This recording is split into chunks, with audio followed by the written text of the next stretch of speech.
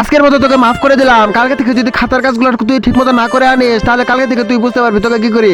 এই বাচ্চারা আজকে সবাই খাতার কাজগুলো ঠিক মতো করেছো? জি স্যার, সকলে ঠিক মতো করেছে। আচ্ছা ঠিক আছে, দেখি তোর খাতাটা দে। এই তোরটা দে। আচ্ছা ঠিক আছে, সবই ঠিক আছে। এই তোরটা দে। হ্যাঁ সবারই ঠিক আছে। এই জিকো তোর খাতা কই?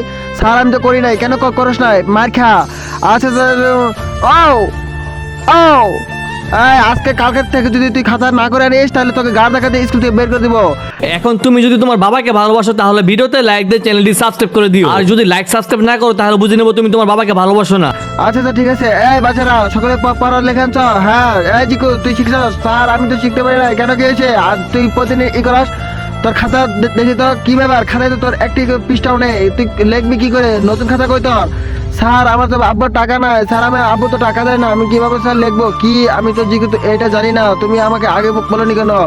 আচ্ছা ঠিক আছে জিকু, আমি তোমাকে নতুন একটি খাতা কিনে দেবো শোনা, তুমি কালকে থেকে সঠিকভাবে লিখে আনবে। আচ্ছা আচ্ছা ঠিক আছে।